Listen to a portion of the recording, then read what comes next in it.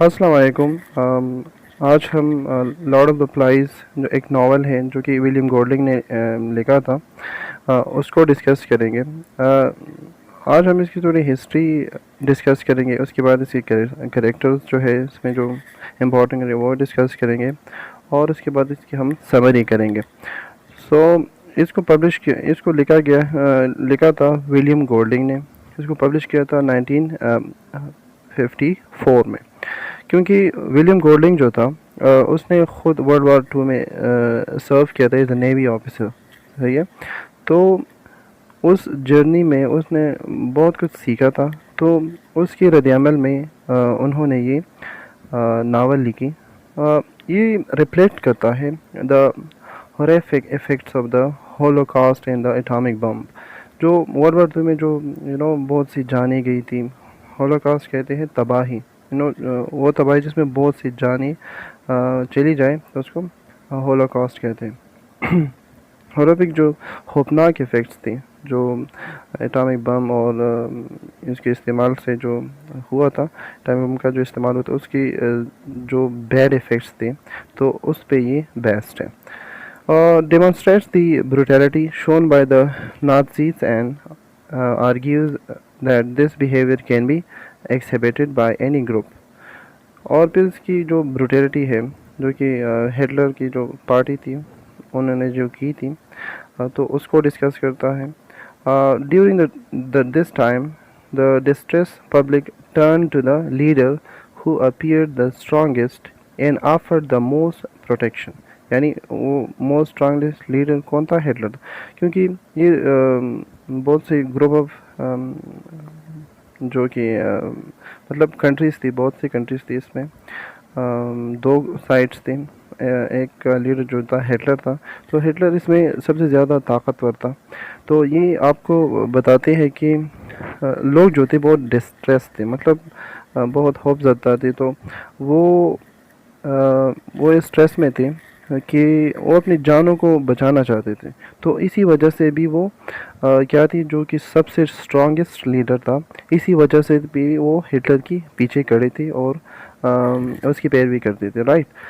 क्योंकि वो चाहते थे कि हिटलर उसकी प्रोटेक्शन करेगा, क्योंकि वो ज़्यादा पावरफुल था। तो इसलिए लोग हिटलर के पीछे चलते थे। अगर इसी बात को मैं थोड़ा एक्सटेंड करना चाहूँगा, क्योंकि इसको थोड़ा मैं रिलेट करना चाहूँगा इस नावल के साथ। इसमें जो दो कैरेक्टर्स हैं, ठीक है, हर होते हैं, एक बैड कैरेक्टर होता है, एक गुड कैरेक्टर होता है। फॉर एग्जांपल राल्फ है, इसमें एक कैरेक्टर है जो हम बाद में डिस्कस करेंगे। वो इस स्टोरी का प्रोटैगनिस्ट है। राइट। तो वो बहुत ही आर्डर, जो आर्डर को पसंद करता है, एक सिविलाइज्ड मैन को जाहिर करता है। और इसकी अगेंस्ट जो है, जो इंटागोनिस्ट उसको कहते हैं, वो है जैक, जो कि they have lust for power. जो चाहता है कि उसके साथ पावर हो और वो लोगों पे जुल्म करे, अपनी रियाया पे, जो उसकी अंडर होते हैं उस पर जुल्म करे। तो एक किस्म का वो एक हिटलर को रिप्रेजेंट करता है, और दूसरी तरफ अदर पार्टी को रिप्रेजेंट करता है। तो ये किस्म की स्टोरी है जो इंशाल्लाह आप बाद में पढ़ेंगे। In exchange for protection, people will dismiss any moral reservation they have about policies and follow the leader। तो अब जैसे कि मैंने आपको बताया रॉल्फ और जैक के बारे में। राइट।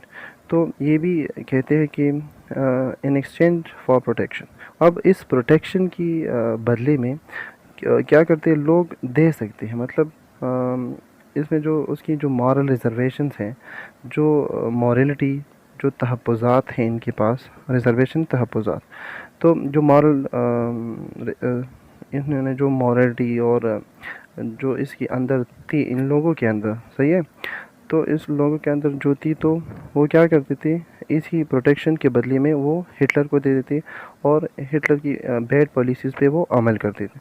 इसी तरह इस स्टोरी में राल्फ जैक भी है, क्योंकि वो ज़्यादा स्ट्रॉन्ग है। वो एक हंटर ग्रुप का लीडर भी था। तो सब जो स्ट्रॉन्ग बॉयज़ थे उसके पास थे। तो जो लेटलेंस थे, तो वो डर जाती थी ना, तो वो अपनी जान की वो चाहती थी कि उसकी जान बचे।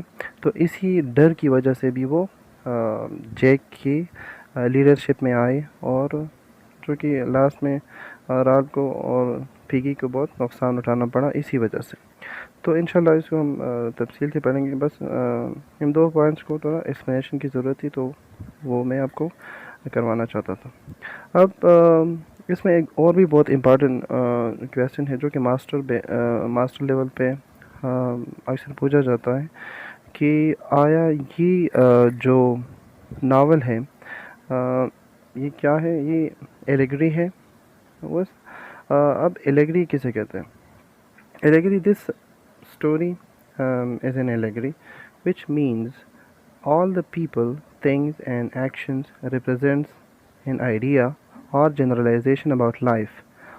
Allegories often have a strong moral lesson.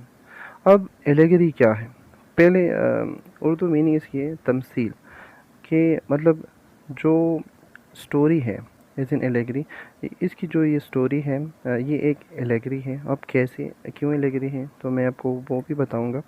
Which means all the people. अब एलेगरी का मतलब है कि सारे जो कैरेक्टर्स हैं एक प्ले में या जो चीज़ें हैं, जो सिंबल्स यूज़ हुए हैं और जो एक्शन रिप्रेजेंट्स एन आइडिया।